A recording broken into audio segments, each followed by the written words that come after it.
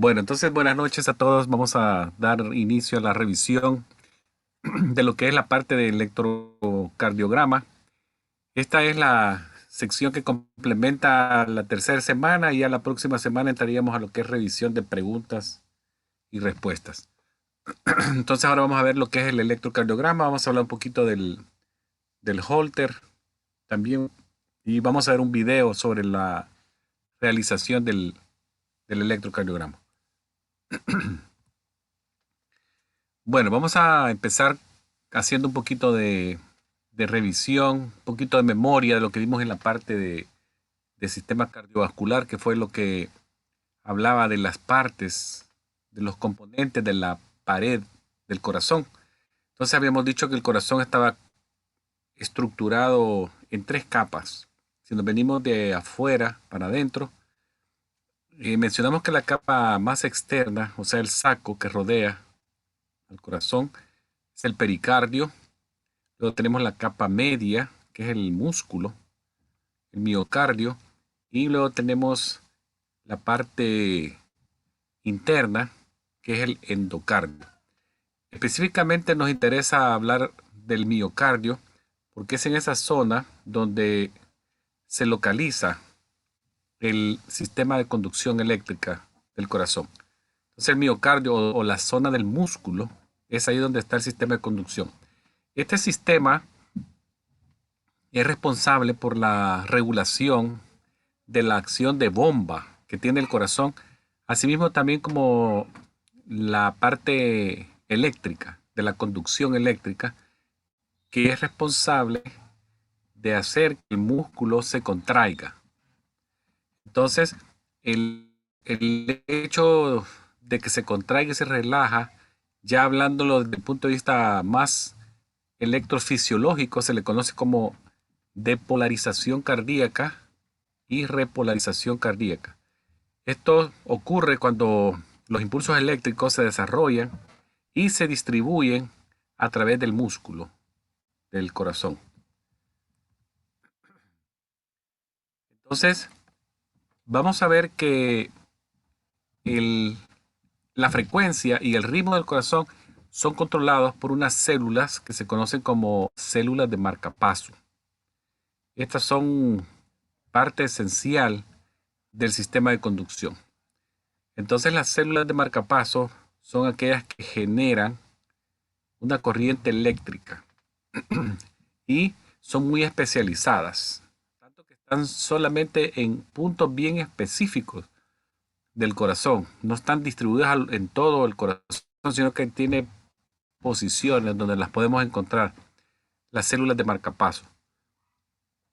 Entonces ellas tienen la propiedad única de que pueden generar un potencial de acción, así es el nombre que se le conoce en electrofisiología, potencial de acción de forma espontánea.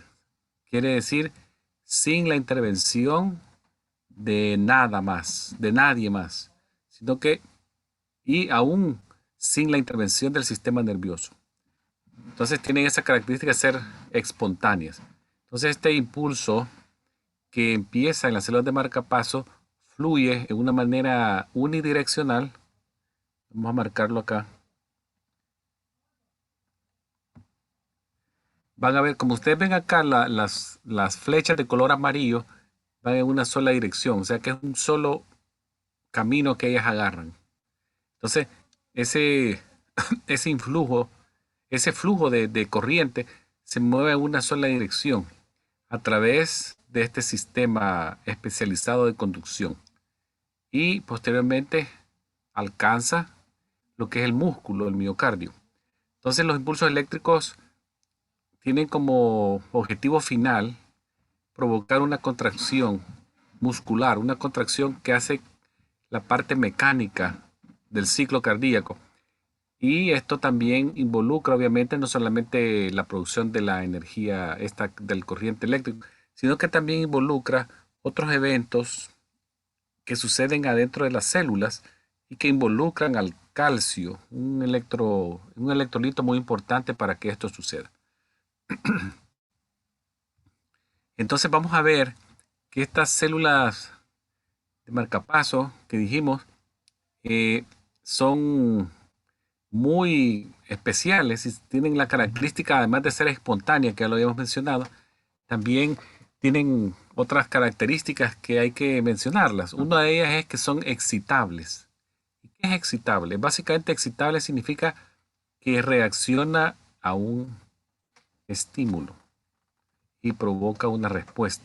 Luego tenemos que también tienen la característica que conducen, que se contraen y son automatizados. Las células de marcapaso, si ustedes ven, están adheridas en relación muy íntima con lo que es el músculo cardíaco. Entonces el músculo cardíaco tiene esas características que mencioné, que responde a la respuesta de la célula de marcapaso. Conduce electricidad proveniente de la célula de marcapaso. Se contrae como una reacción a lo que la célula de marcapaso le envió, que es el estímulo. Y también es automatizado, significa que es involuntario. Entonces, esas son características bien específicas del cardio, del músculo cardíaco, que está en íntima relación con lo que es el sistema de conducción eléctrica y a la vez con las células de marcapaso. Entonces, si ustedes ven, estos están estrechamente relacionados, estas estructuras, y es bien difícil separarlas en ningún momento. Entonces, vamos a ver acá los senos que conocemos en anatomía y fisiología. Tenemos el seno o nodo SA, que se le conoce como nodo sinoatrial, y este nodo es el que se le conoce también como el marcapaso natural, el marcapaso fisiológico, que es donde nace el estímulo y posteriormente se moviliza a través de diferentes estructuras. Entonces vamos a ver también que estas zonas que ustedes ven aquí, estos nódulos o nodos, son masas, pequeñas masas especializadas, pero ya habíamos dicho, masas de qué tipo de célula, de célula de marcapaso, que en inglés se llama pacemaker cells. Entonces, esas células de marcapaso agrupadas forman una pequeña masa que es palpable si alguien lo toca. Es como un botoncito pequeño y se ubica en la parte superior del atrio derecho. El atrio derecho, recordemos que es la cámara superior del corazón. Entonces ahí se ubica el nodo SA, pero no es el único, hay otro nodo, el nodo AB.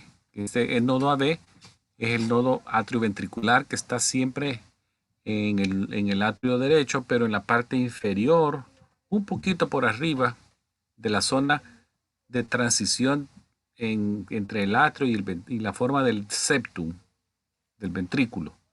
Entonces, esta conducción, ¿cómo se genera o cómo sucede? Habíamos mencionado que el ciclo cardíaco era una depolarización y una repolarización. Entonces esto ocurre cuando ya el estímulo eléctrico se desarrolla, dijimos, y se distribuye a lo largo del sistema eléctrico. Entonces, en el corazón, la actividad eléctrica, esta que dije, de polarización primero y repolarización después, sucede en una forma secuencial, en una manera secuencial. Entonces, se inicia, si ustedes pueden ver aquí, se inicia para el corazón inicia el latido cuando de las células de marcapaso que están en el nodo SA, acá arriba, localizado en el atrio derecho, entonces de ahí se origina una onda de depolarización que se mueve a través de las dos cámaras superiores, de los dos atrios. Y eso nos va a formar, cuando ya lo veamos en el electro, la onda P. Esa es la depolarización del atrio. Entonces, ese es como el comienzo. Entonces, el impulso entonces pasa a través de lo que se conoce como un camino intranodal, y este camino intranodal conecta el nodo SA con el nodo AB acá. Eso también sucede durante ese periodo. Y Ya en el nodo AB, el impulso que llega ahí a través de ese camino internodal entre nodos, básicamente se enlentece, no se detiene, se enlentece. Y eso permite que los atrios, ambos, izquierdo y derecho, o derecho o izquierdo, se contraigan antes de que el ventrículo se depolarice también. Entonces, aquí se enlentece el paso, permite que los dos atrios se contraigan antes de que el estímulo continúe su camino por abajo. Ahora, el impulso, ya una vez sucedió eso, el impulso pasa del nodo AB, que está acá, en esta zona, pasa del nodo AB a través de un tejido de conducción especializado que se conoce como haz de His, y en inglés el bundle of His, el haz de His. El haz de His tiene dos ramas, una izquierda y una derecha, y estas se ubican acá en el septum. Recuérdense que el septum es una pared que físicamente separa a los dos ventrículos. Entonces, el haz de His en la zona del septum se bifurca o hace como un tenedor para formar las ramas izquierdas y derechas dentro del septum y continúan en su proyección inferior.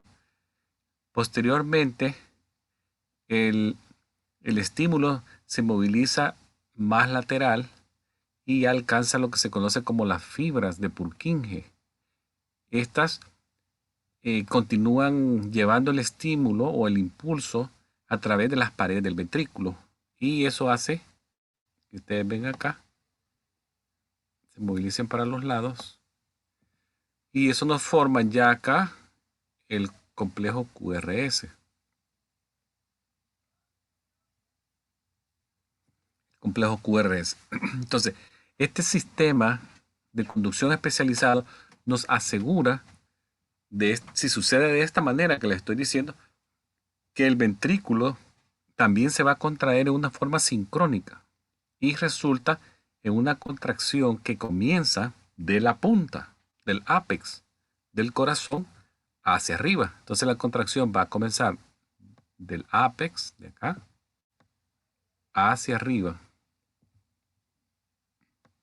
acá, en los dos ventrículos, o sea, el impulso y comienza en la punta, en el apex.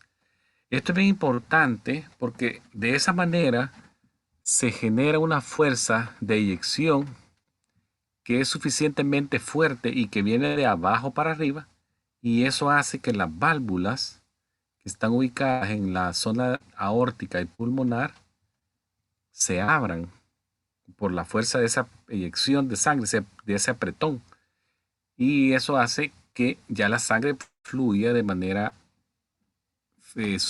libre. Recuerden que más o menos por aquí, si yo pusiera el orificio aórtico, estaría por ahí, y más o menos el pulmonar estaría por acá. Entonces, la fuerza viniendo de abajo para arriba hace que la válvula se abra y la sangre pueda pasar por esos orificios. No va a pasar hacia la aurícula otra vez, porque recuerden que las válvulas tricuspidia y mitral impiden eso, si están bien.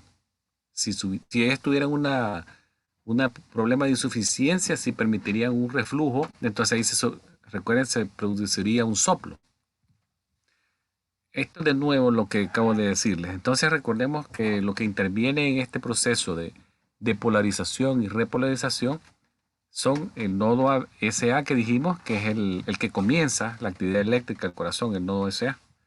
Ubicado lo mencionamos ya en el atrio derecho, ahí se generan los impulsos, luego se moviliza al atrio AB, perdón, al nodo AB, que está localizado entre el atrio y un poquito por arriba, entre el atrio y el ventrículo, pero todavía en el atrio, un poquito por arriba del ventrículo. Y ahí dijimos que llegó ese impulso a través de una conducción internodo, se enlentece y luego se moviliza al haz de His. El AB da paso a que el estímulo se mueva al haz de His, y el haz de His, luego ubicado en el septum, se mueve hacia abajo y luego se bifurca hacia los lados a través de las fibras de Purkinje.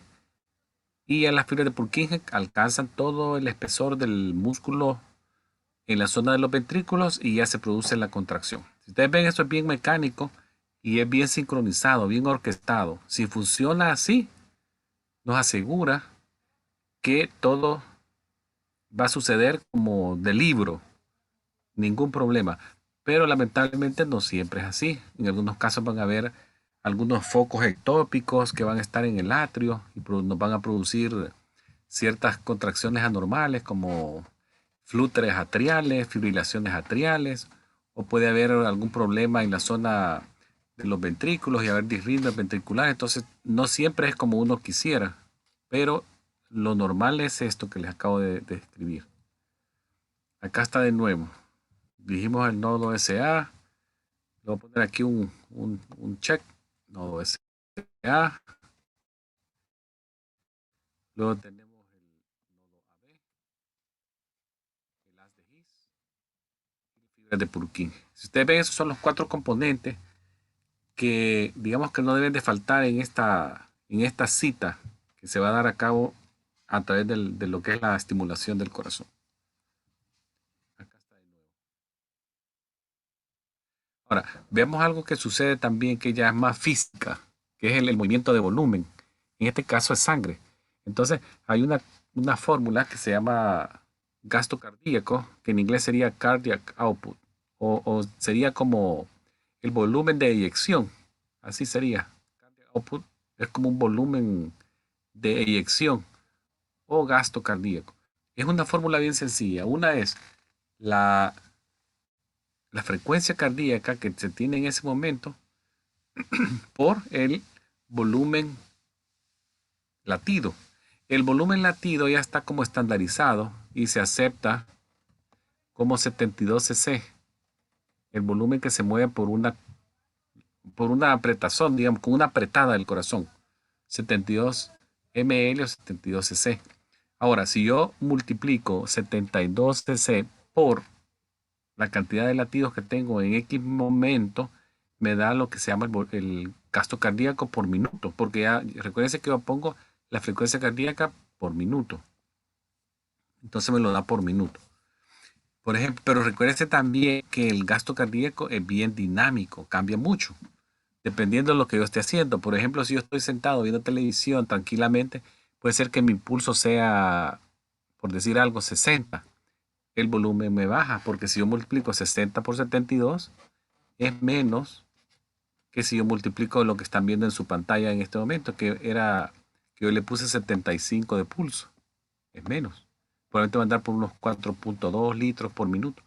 Pero si yo me levanto a traer agua, a buscar un poco de comida, mi frecuencia cardíaca obviamente ya no va a estar 60, va a subir a 70, 75, 80.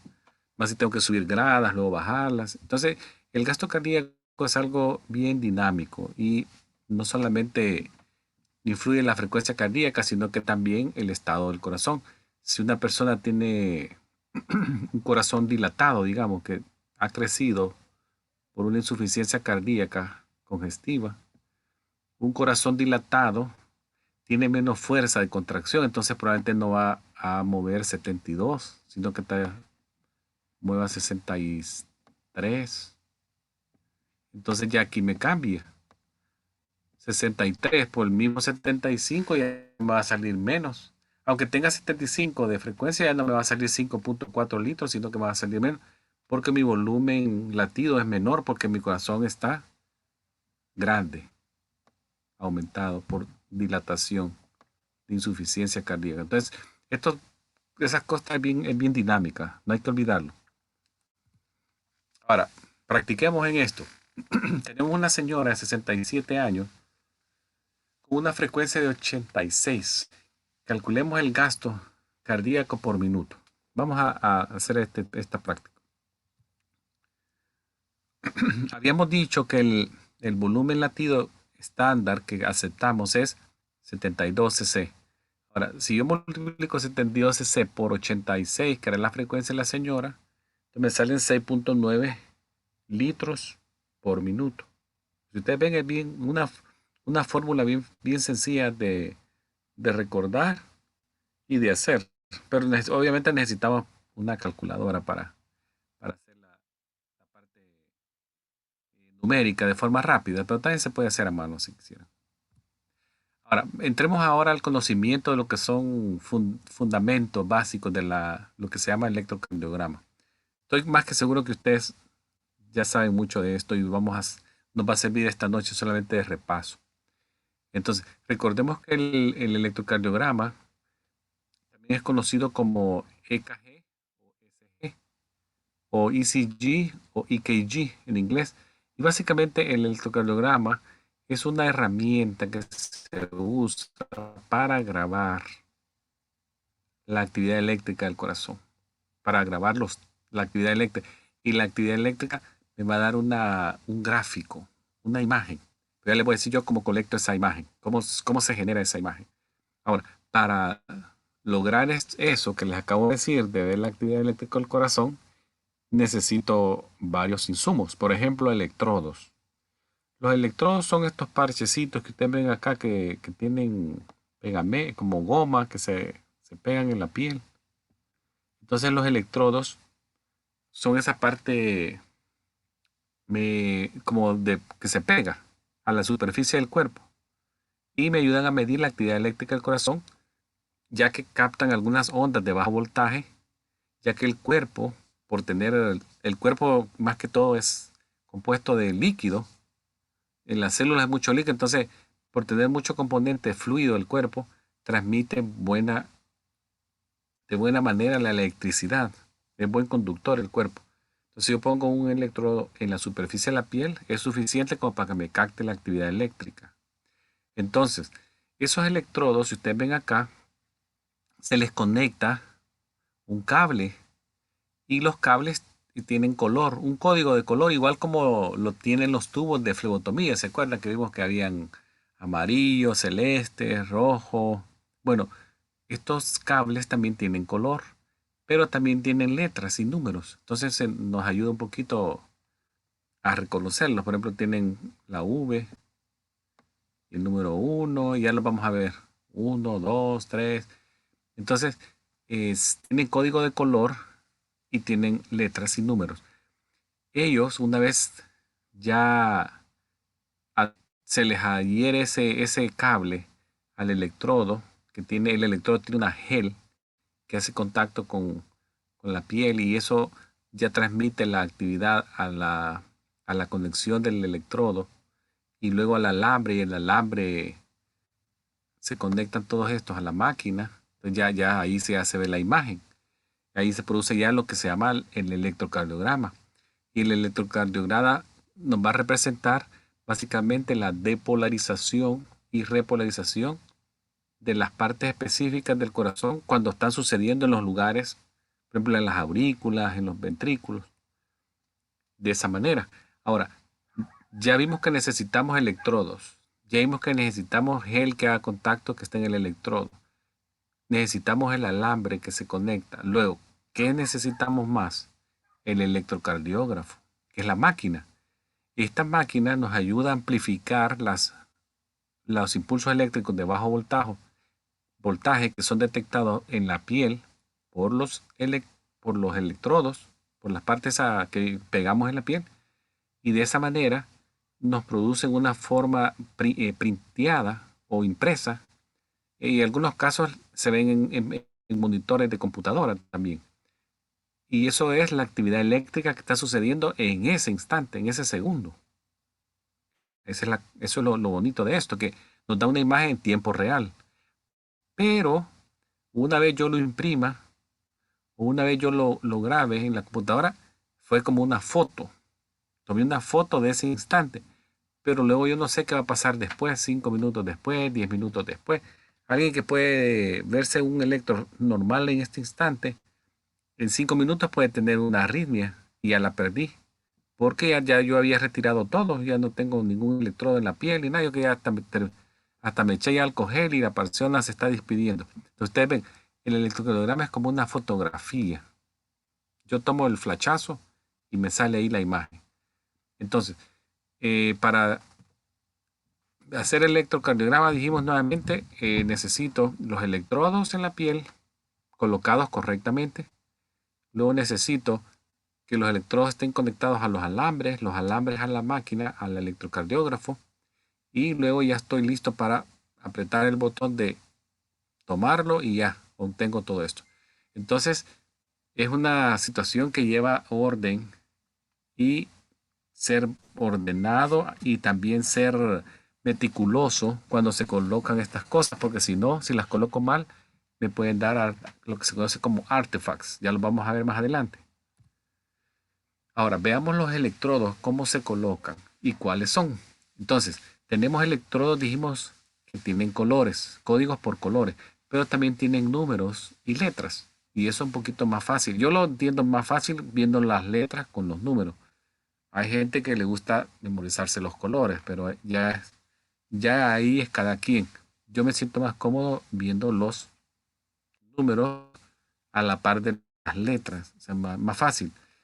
Si yo tengo los electrodos en el pecho, van a ver ustedes que van de la B1 a la B6. B1 a B6. Y se les conoce como electrodos precordiales o del pecho. Chest leads o precordial leads. Es lo mismo, precordiales o pecho.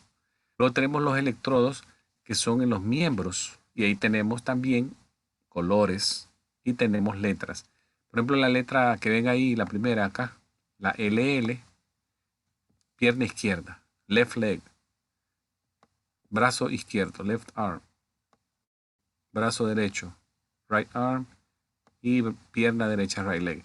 Yo siento que para mí es más fácil verlo así que memorizarme un color, porque el color hay gente que le gusta así. Por ejemplo, la pierna, por ejemplo, el brazo derecho en color es el blanco, la pierna derecha es el verde, el brazo izquierdo es el color negro y la pierna izquierda es el color rojo. Ahí a gusto de cada quien. Luego veamos dónde se colocan ellos. Va, por ejemplo, en el pecho o en el tórax. ¿Cómo se coloca? Tenemos algunas eh, formas de reconocer los lugares topográficos a medida que nosotros palpamos. ¿Qué necesitamos palpar? Por ejemplo, en el pecho necesitamos palpar el ángulo superior del esternón, donde está el manubrio, porque eso nos ubica más o menos la línea media del esternón. Entonces, ese es el manubrio, luego tenemos el cuerpo del esternón y la punta de abajo, la apéndice sifoides. Eso es la parte, digamos, estructural de un esternón. Ahora, cada zona tiene una ubicación, pero combinado con las costillas. Entonces, cuando tenemos costillas que se ubican arriba y abajo, entonces eso nos forma un espacio intercostal. Entonces, el espacio intercostal entre la primera y segunda costilla se llama espacio intercostal 1. Entre la 2 y la 3, el segundo. Entre la 3 y la 4, el tercero. Entre la 4 y la 5, nos forma el cuarto espacio intercostal. Y luego tenemos entre las 5 y las 6, el quinto. Ahí tenemos ya los espacios intercostales ubicados. Entonces, hay que ponerle atención a eso que está ahí, ¿verdad? Ahora, eh, vamos a ver también que, por ejemplo, ya a la hora de ponerlos, ¿qué espacios nos interesan? El segundo, para abajo, vamos a empezar a palpar del segundo, tercero y cuarto. El cuarto espacio intercostal, por ejemplo, es como uno de los principales que hay que ubicar acá. Ya una vez tenemos el cuarto espacio intercostal, a la derecha del esternón, del hueso que tenemos en medio, ahí se coloca el primer electrodo, el B1. Misma altura, cuarto espacio intercostal, a la izquierda coloco el B2. Luego, para ubicar el B3 necesito la referencia del B4 y el B4 lo ubico de la siguiente manera. Trazo una línea imaginaria en la línea media de la clavícula hacia abajo y me bajo un espacio intercostal. En vez del cuarto, me ubico en el quinto. Quinto espacio intercostal. Línea clavicular media izquierda, B4. Y luego entre B4 y B2 pongo el B3. Y luego los que siguen necesitan también un punto de referencia. Por ejemplo, el B6 siempre se queda en el quinto espacio intercostal, pero se ubica a la altura abajo de la axila, en la línea axilar media. Ahí ubico yo el B6. Y entre el B4 y el B6 pongo el B5. Casi siempre el B5 va quedando más o menos en la línea axilar anterior. Les voy a mostrar una vista lateral. Así. Si ustedes ven, acá tenemos el cuarto espacio intercostal a la derecha del esternón, B1. Cuarto espacio intercostal a la izquierda, B2. Dijimos línea clavicular media. Quinto espacio, B4. Entre B4 y B2, B3. Ahí voy a 4 colocados. Ahora, la axila, siempre en el quinto espacio. El B5 lo voy a colocar una vez ya haya colocado el B6. ¿Dónde coloco el B6? Dijimos, quinto espacio intercostal, lado derecho, a la altura o en la dirección de la línea axilar media. Entonces, la línea axilar media viene justo en el hueco de la axila hacia abajo. Ahí pongo el B6 y entre el B6 y el B4 coloco el B5, que casi siempre queda más o menos a la altura de la línea axilar anterior. Entonces, si ustedes ven, ahí ya coloqué del 1 al 6 y ya tengo medio trabajo hecho. Ahora vámonos a los miembros. Ya en los miembros vamos a colocar los electrodos de la siguiente manera. Si ustedes ven, los electrodos de los miembros se colocan usualmente sobre partes de brazos y piernas que deben de tener por lo menos un poquito digamos, de tejido carnosito. No sobre el hueso directamente, sobre un hueso, sino que tiene que haber algún tejido que tenga un poquito de fibra. Ahora, ¿dónde los colocamos? El RA se coloca más o menos a la altura de lo que son las muñecas, izquierdas y derechas. Luego tenemos los de los miembros inferiores, derecho e izquierdo, los colocamos más o menos a la altura de la zona del tobillo. Esos son. Excepto que hubiese una cosa fuera de lo normal, que alguien tenga una amputación. Por ejemplo, si alguien tiene, digamos, una amputación por abajo del codo, y esto no es posible, entonces yo lo pongo por acá, como lo ven acá. Son alternativas. Alguien tiene una amputación abajo de rodilla, esto no es posible, lo ponen en el muñón residual de la amputación. Y así, cualquier sea el caso, esto no es posible, también lo pongo ahí. Si es una amputación bien alta, digamos que es por acá, bien alta, entonces yo busco otras posiciones, siempre respetando el lado y un poquito más en la zona inguinal. Pero de ser posible lo coloco como dice el texto, pero hay también situaciones, por ejemplo, alguien tiene un aparato de yeso, no lo puedo poner en la muñeca porque está cubierto por un aparato de yeso, no se puede, entonces me voy un poquito arriba.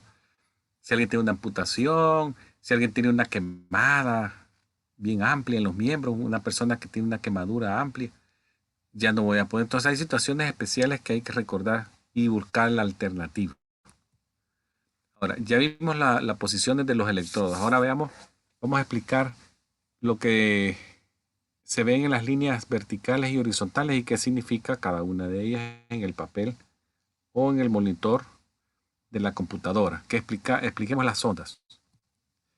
Entonces, vamos a ver que el papel que resulta de un electrocardiograma, o sea, el resultado de un electrocardiograma son básicamente impresiones que se hacen en un papel especial que está graficado con líneas que vienen horizontales y líneas que van del lado izquierdo a derecho o viceversa. O sea, se forma una como cuadrícula, una cuadrícula. Entonces, este papel eh, nos ayuda de esa manera que está graficado a que líneas horizontales y verticales se crucen y se forma como que fuera una, bueno, digamos que es como en inglés se dice grid, que es una cuadrícula que me forma cuadros pequeños y cuadros grandes a través de esas líneas verticales y horizontales. Eso divide el papel en cuadros, en 5 cuadros pequeños. Yo le hice un zoom. Vean, váyanse aquí a la izquierda de su pantalla. Vamos a ir a la izquierda. Entonces, acá les digo yo un zoom de un cuadro grande. Entonces, el cuadro grande, si ustedes ven, se han formado 5 cuadros pequeños horizontales y también se forman 5 cuadros verticales. Acá si yo le pongo el 2, 3, 4, 5. Ahora, ahí se formaron 5 para arriba y 5 a los horizontales. Cada uno de ellos mide 1 milímetro, cada cuadrito pequeño. Entonces, se forma un cuadro grande que es 5 milímetros en ancho y 5 milímetros en alto, cada cuadrito grande. Entonces, ya en la práctica, ¿qué significa la línea horizontal? La línea horizontal me mide tiempo, mientras que la línea vertical me mide amplitud o voltaje. Ese es el significado. Por ejemplo, cuando digamos esta línea oscura que está acá, esta línea negra, si ella se está moviendo de izquierda a derecha, me está midiendo tiempo. Esta línea está midiendo tiempo acá, moviéndose acá. Una vez hace el movimiento hacia arriba, aquí se sigue midiendo tiempo, pero también me está dando otro dato, voltaje, porque vimos que se mueve no solo para adelante, porque ya no está acá, sino que sí se va moviendo para acá, pero me hace una elevación, voltaje. Acá, ahí va. Luego vuelve a ponerse recta y sigue ella acá. Entonces, ahí se forma una amplitud y una voltaje. Amplitud de voltaje para arriba y tiempo para los lados. Ese es el significado. Ahora bien, ¿cuánto me mide a mí un espacio pequeño en tiempo si lo tengo que medir en el papel? Cada cuadrito pequeño, o sea, un milímetro, un cuadro pequeño, me mide en tiempo 0.04 segundos. No es ni siquiera un segundo. Es una cantidad dentro del segundo. Bien rápido. 0.04 segundos. Un cuadro pequeño. Si agrupo 5 cuadros pequeños, que es un cuadro grande, dijimos, que está acá, me mide 0.2.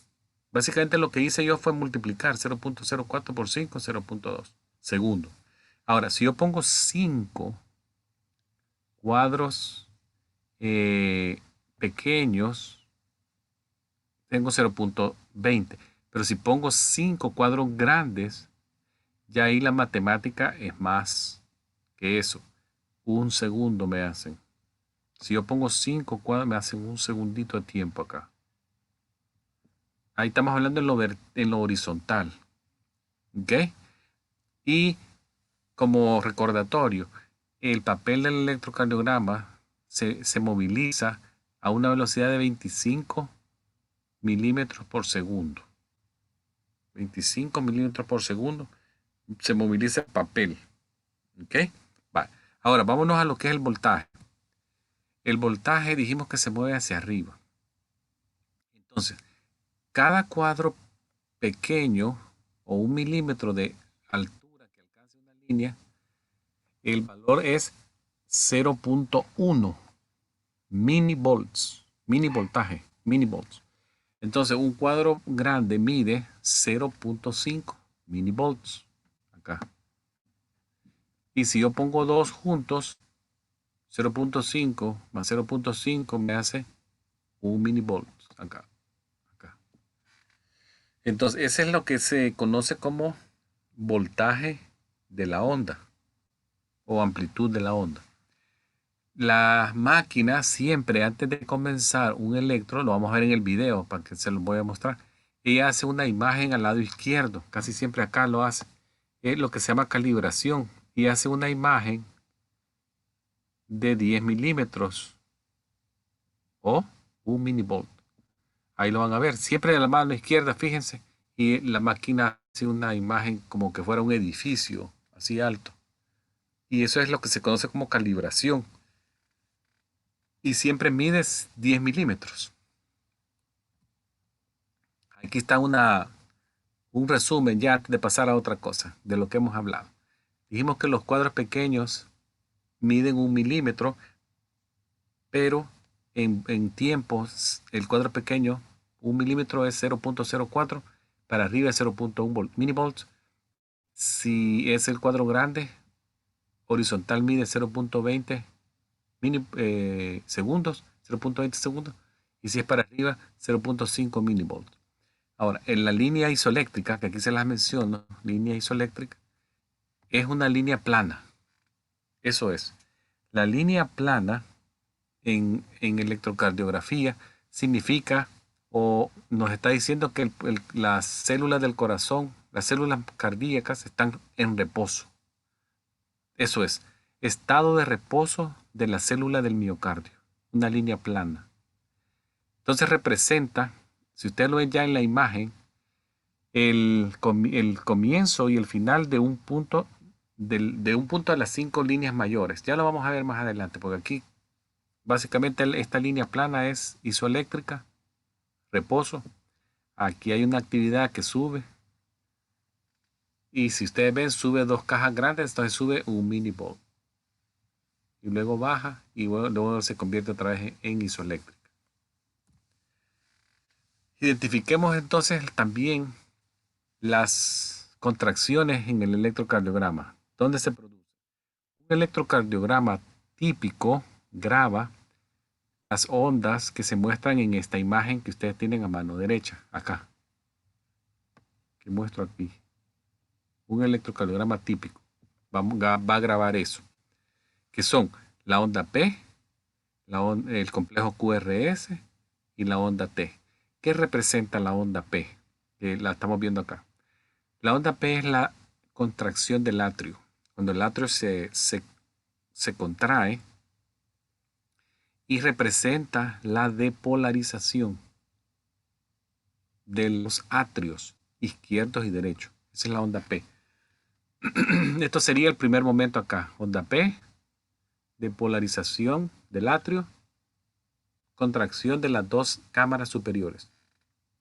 Ahora, el complejo QRS, que está inmediatamente después de la P.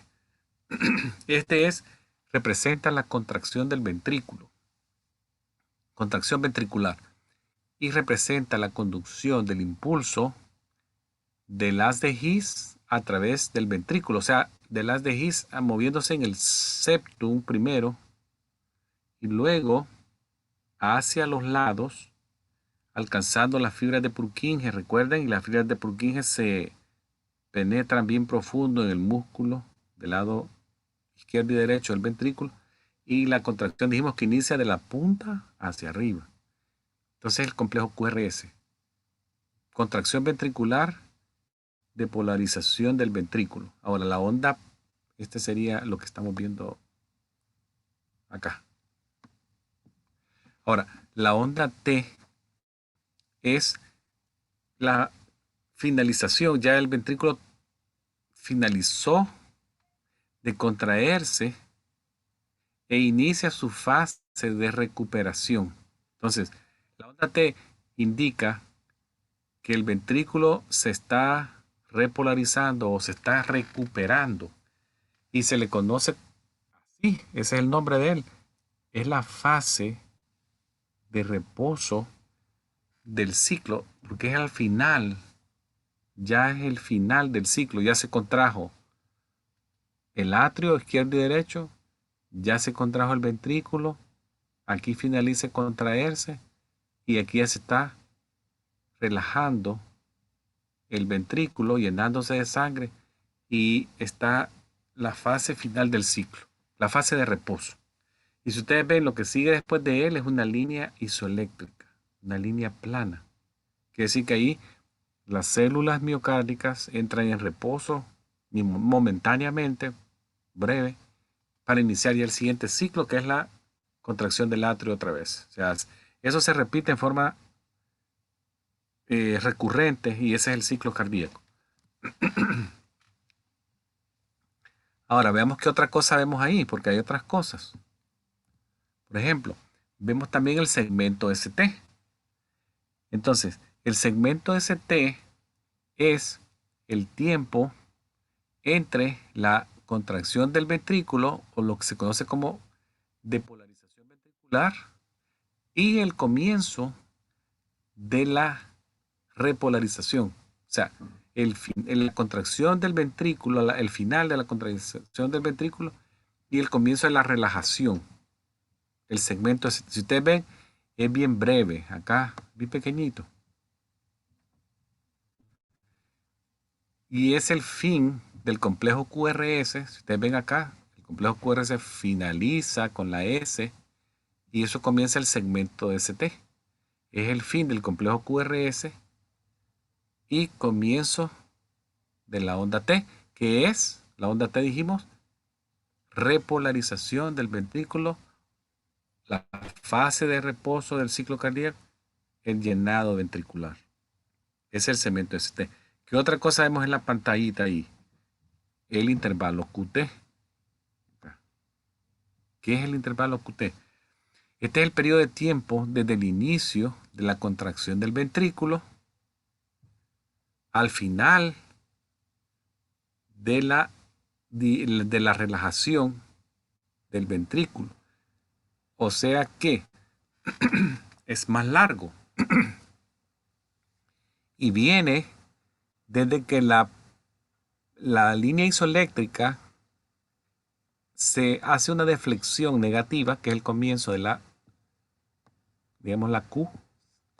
Aquí comienza y sucede todo ese evento de contracción del ventrículo, inicio de la relajación, hasta que termina la relajación y comienza una línea isoeléctrica acá. O sea, es más amplio. Incluye los dos momentos del ventrículo grandes, contracción y relajación. Es el intervalo QT.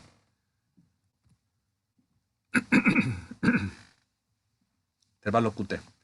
Ahora, vamos a ver también que las ondas tienen unas medidas que son aceptadas como normales. Por ejemplo, la onda P, una aproximación de 0.10 en longitud horizontal, tiempo. Significa que, ¿cuánto es? Son más o menos 2.5 cuadro pequeño. Porque vimos que cada cuadro pequeño era 0.04. Entonces sería 2.5. 2,5. Esa es la onda P aceptada como normal. El complejo QRS es pequeño. Él es hasta 0.12, pero lo ideal es que sea menos de eso, que sea angosto. Ese es casi siempre él es bien angostito. El complejo QRS menos de 0.11 de preferencia. Estamos hablando de 2.5, 2.7 cuadro pequeño. ¿Ok? Ahora, el segmento ST tiene otra medida. Y ya la vamos a ver. Ahora, vamos a ver que yo les voy a poner un video de cómo se prepara un paciente para tomarle un electro y cómo se realiza un electro. Pero si ustedes ven, como todo en medicina y en Estados Unidos, con más razón, aquí lo piden mucho, es obtener el consentimiento del paciente. Se recuerda lo que dijimos de la HIPAA, que siempre es respetar la privacidad, pero también que el paciente esté de acuerdo. Yo no me puedo imponer sobre él de llegar solo a decirle, bueno, acuéstese aquí en esta mesa, le voy a hacer un electrocardiograma y por favor quítese la camisa que le voy a... Siempre es un protocolo, presentarse con el paciente, que hacerle saber que es un procedimiento sin dolor, identificarlo a él con 2 identificadores, nombre completo, fecha de nacimiento, explicarle fácilmente qué se va a hacer, que es un procedimiento que no duele, que es para ver cómo está trabajando el corazón, que va a durar aproximadamente 3 a 5 minutos máximo, que Usted le va a ir dando las instrucciones a medida avanza el procedimiento. Si está de acuerdo en que se lo haga, él le tiene que decir sí o no. Dice sí, ok, entonces vamos a proceder de la siguiente manera. Relájese y ya, comenzar a prepararlo. Luego, ya una vez el paciente se prepara esto incluye la colocación de los electrodos, ya les voy a mostrar el video. Ya una vez usted coloque los electrodos, ya entonces ya puede pasar a lo que es la fase ya de tomar el electro, verificar que el electro no tiene artifacts, ya vamos a ver los artifacts, en un breve periodo lo vamos a ver, y luego si no hay artifacts en el electro, ya entonces se da por terminado el procedimiento y ya usted retira los electrodos. No retire los electrodos sin haber visto bien el electrocardiograma que no tenga artifacts. Caso contrario, le va a tocar ponerlos de nuevo. Entonces, si usted no está seguro si hay un artifact, lo más recomendable es llevarle el electro al médico, que lo vea así de manera rápida. Si él le dice, ok, está bien, entonces ya se retiran los electrodos para que no vaya a suceder ese percance de que tenga que volverlos a poner. Entonces, vamos a ver el electro en este instante. Voy a dejar de compartir la pantalla momentáneamente y me voy a ir yo a lo que es donde está acá el, el video. Vamos a ver, a ver.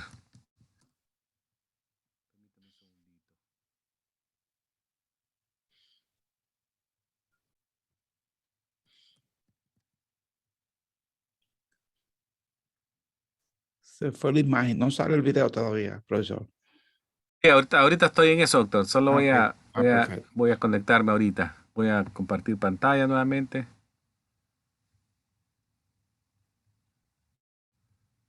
¿Pueden verlo ahora, doctor? Ahí se ve, sí. Ahí se ve. Voy a compartir el sonido y Sí. les voy a pasar de la colocación y realización del electro para que lo veamos antes de la pausa de la medianoche. Ok, vámonos acá.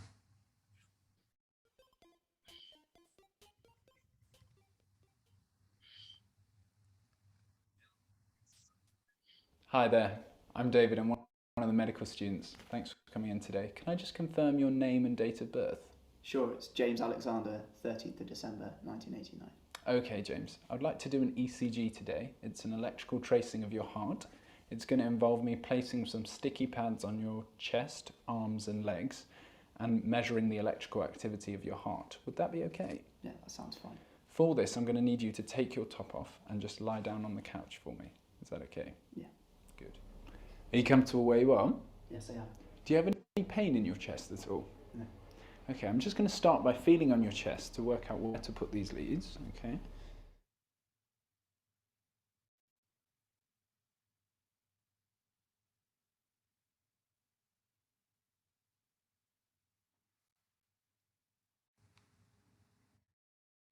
I'm just going to place some sticky pads on.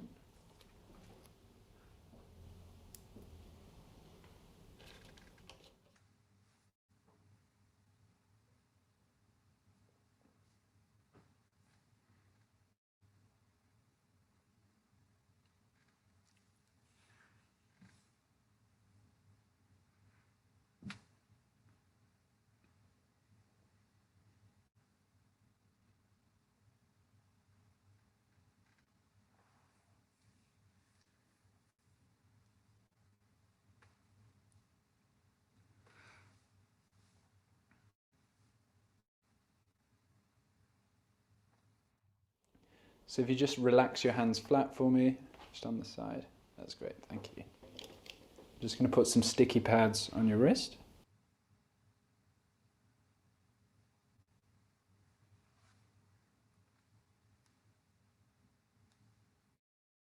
And on your ankles as well.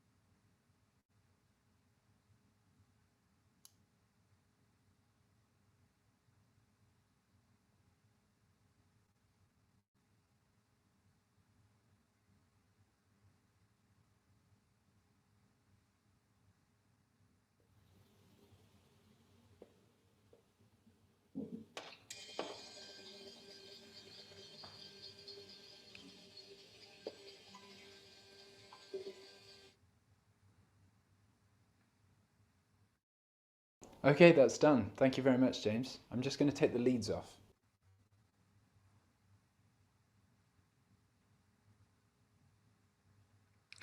Bueno, si ustedes ven, ya se realizó el electro. Voy a hacer me voy a ir un poquito aquí atrás para revisar algo con ustedes. Tiene que ver con lo que es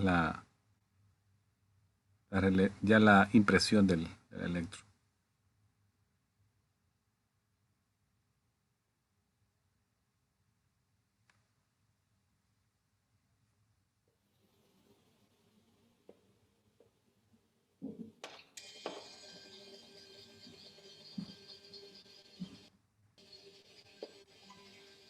Bueno, voy a hacer una pausa acá. Si ustedes pueden ver acá en esta impresión que estamos viendo del papel, vemos la velocidad. La máquina da la velocidad con la que está imprimiendo. Ahí dice 25 milímetros por segundo. Eso es lo normal que queremos. Ahora, la amplitud. Esta marca que ustedes ven al lado izquierdo, donde tengo la flechita en este instante, que sube 2 cuadros grandes, es lo que les dije que se llama la calibración. Y siempre son 2 cuadros grandes hacia arriba, el equivalente a un millivolt. Y en milímetros es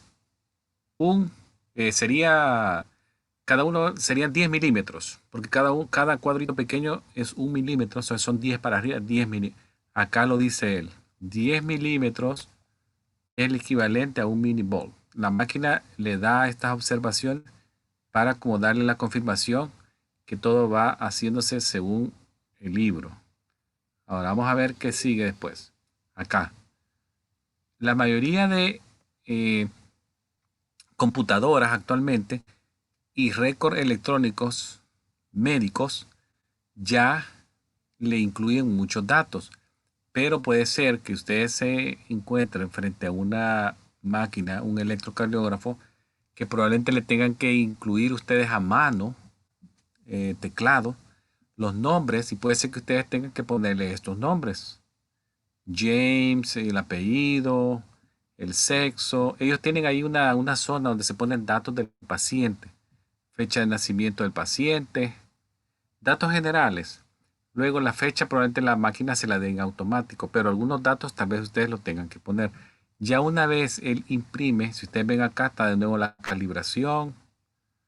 Ya los valores ya los hablamos, de los 25 milímetros y luego lo que dijimos de la velocidad, 25 milímetros por segundo. Luego el electrocardiograma actual, las máquinas son bien complejas y casi que le dan a uno una interpretación del electrocardiograma no confirmada, porque la tiene que obviamente confirmar el médico. Pero ya están los programas hechos para detectar arritmias, ya sean atriales o ventriculares, y le dicen a uno si hay anormalidad o no. En este caso, este electro ya casi que le dice acá que está normal. Aquí dice normal ECG. Ritmo de seno normal. Ahí se lo dice. No hay que adelantarle al paciente que está bien. Eso es una de las cosas que no hay que hacer. Decirle, oh, porque le va a preguntar, ¿y cómo está el electro? No le puede decir, oh, sí salió bien. No, aunque sea, aquí dice, no confirmado. Hay que confirmarlo con el médico que lo indicó. Otra cosa que da el electro son algunas medidas. Por ejemplo, da la frecuencia cardíaca, que le dice heart rate tanto. Y da algunas medidas. Da la medida del QRS, da la medida del QT, el eje del corazón. Algunos doctores internistas y cardiólogos les gusta saber el eje, porque eso le dice más o menos en qué eje está la punta.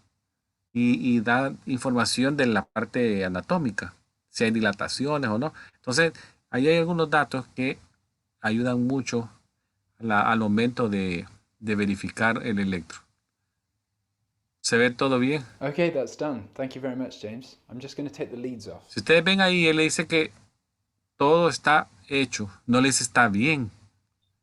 Porque para este momento probablemente él ya se dio cuenta que no hay artifacts y ya puede retirar los electrodos. Se limpia sus manos y ya da por finalizado el electrocardiograma. Si ustedes ven, es algo muy, muy práctico de hacer.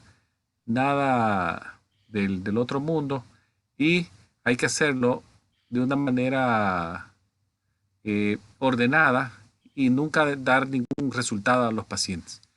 Entonces, si quiere, doctor, tomamos la pausa en este instante y regresamos.